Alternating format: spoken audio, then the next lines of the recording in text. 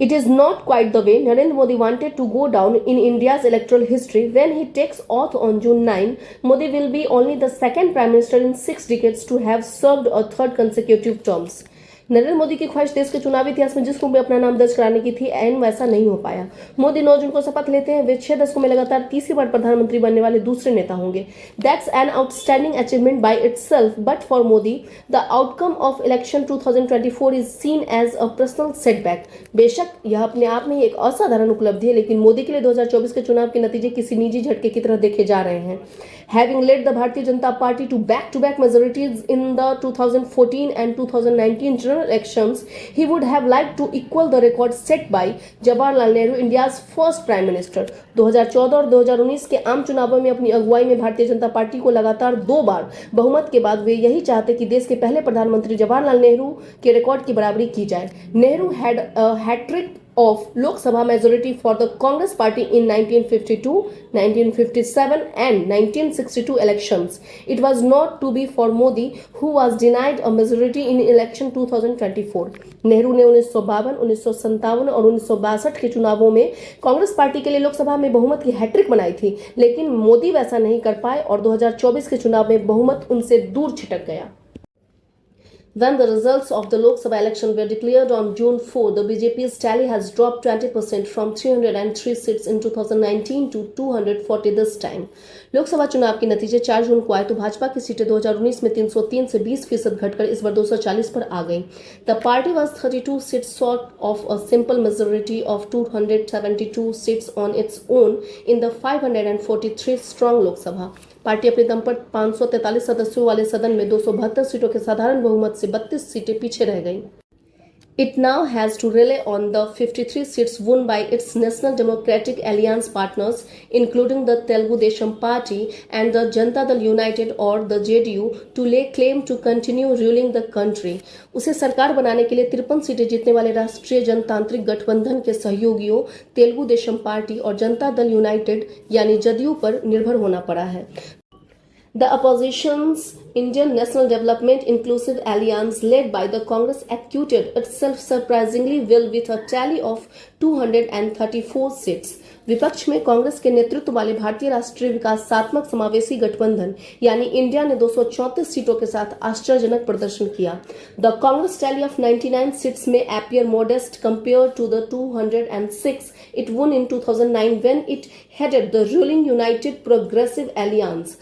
कांग्रेस का 99 सीटों का आंकड़ा 2009 में जीती 206 सीटों के मुकाबले मामूली लग सकता है, but then there was the absolute nadir the grand old party plumbed thereafter when it won only 44 and 52 seats in 2014 and 2019 elections respectively.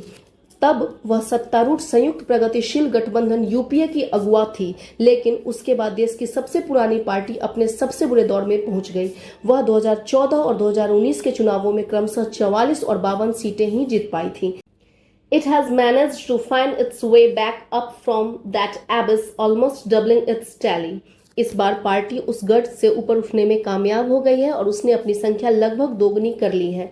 More importantly for the India block, Modi's third term heralds the return of coalition politics to the country after a hiatus of a decade. India block के लिए सबसे अहम यह है कि मोदी का तीसरा कार्यकाल एक दशक के अंतराल के बाद देश में गठबंधन की राजनीति की वापसी का प्रतीक है। In pronouncing this verdict, the India voter seems to have struck a balance between warring political forces and sent out an unambiguous message that they want the continuity and stability that Modi and his team represent, but are against absolute domination by a single party. ऐसा लगता है कि देश के मतदाताओं ने आपस में झगड़ती राजनीतिक ताकतों के बीच संतुलन कायम किया है और स्पष्ट तथा दो टूक संदेश दिया है कि मोदी और उनकी टीम की निरंतरता और स्थिरता तो चाहिए, मगर किसी एक पार्टी का दबदबा नहीं। Hence their vote for a strong opposition that could hold the government to account and hammer out a consensus to how to rapidly address issues such as rising unemployment and inflation that continue to beset the country.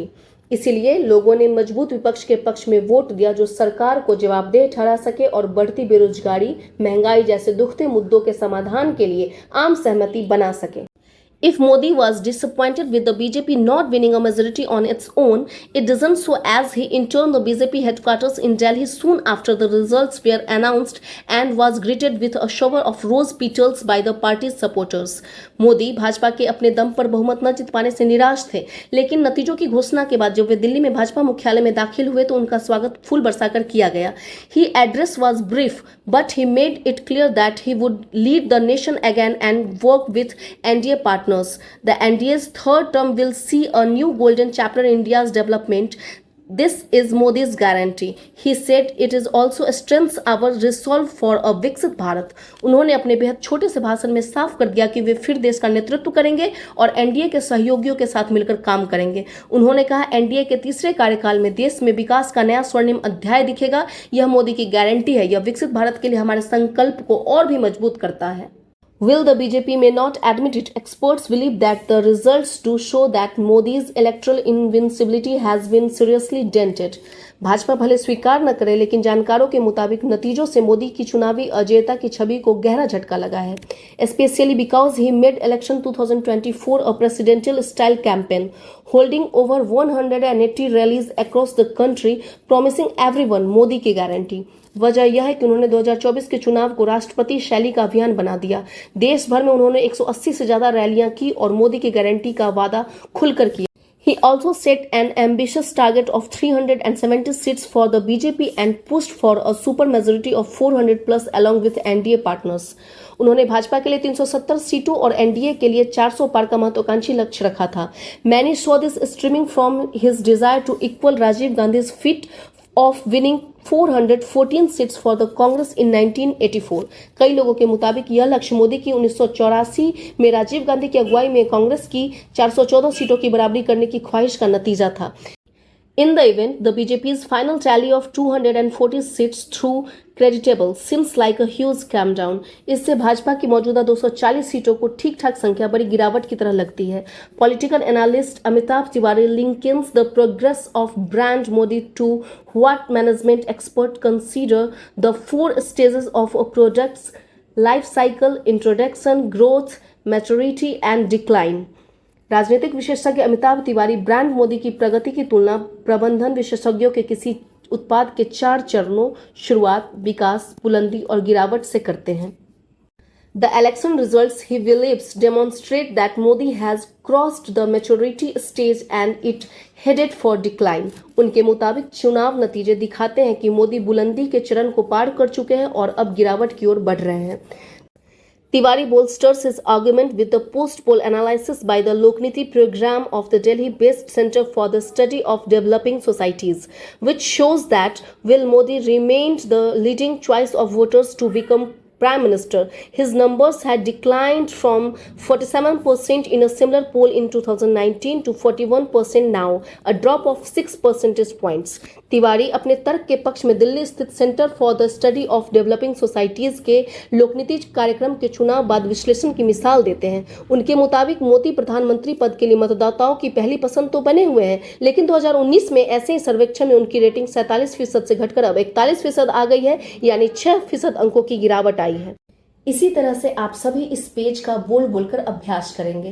पहले English को पढ़ेंगे, फिर इसके हिंदी को समझकर उसे पढ़ेंगे. एक तो आपके बोलने की शैली में सुधार होगा, दूसरा आपका इंग्लिश लैंग्वेज में काफी इंप्रूवमेंट होगी. अब चलिए नीचे हम लोग देखते हैं वर्ड पावर. इसमें जो वर्ड दिए गए हैं वो हमारे आने वाले एग्जाम के लिए काफी उपयोगी हैं. जैसे हमारा पहला शब्द है सबवेंशन. सबवेंशन का अर्थ होता है आर्थिक सहायता. अब हम इसके हिंदी अर्थ को याद करेंगे. हर शब्द का एक एक एग्जाम्पल दिया गया है, इसके हिंदी को भी हम देखते चलेंगे. हमारा दूसरा शब्द है ट्यूमल्चुअस, जिसका अर्थ होता है उथल पुथल या अशांत. इसके भी हिंदी अर्थ को हम याद करेंगे. अगला है हमारा रेप्यूडिएट, जिसका अर्थ होता है अस्वीकृत करना या नामंजूर करना. हमारा लास्ट है नॉक्शस, जिसका मतलब होता है हानिकारक या दुखदाई या अनिष्टकारक. हमारा लास्ट का एक सेक्शन बच जाता है जो कि एग्जाम के लिए बहुत उपयोगी है, आइटम्स एंड फ्रेजेस. इसमें हमारा पहला शब्द है एवर बोर्ड. एवर बोर्ड का मतलब होता है ईमानदार, तो हम इसके हिंदी अर्थ को याद करेंगे. हमारा दूसरा है cot red handed. Cot red handed का मतलब होता है गैर कानूनी काम करते हुए पकड़ लेना.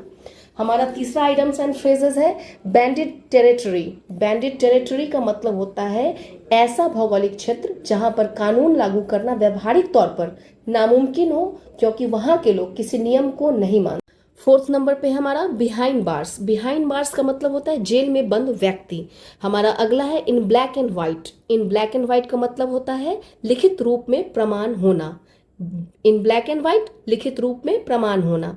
Breaking and entering. Breaking and entering मतलब गैर कानूनी तरीके से घर में घुसना। ब्रेकिंग एंड इंटर्निंग गैर कानूनी तरीके से घर में घुसना। आप सभी इसे याद करेंगे। बहुत बहुत धन्यवाद।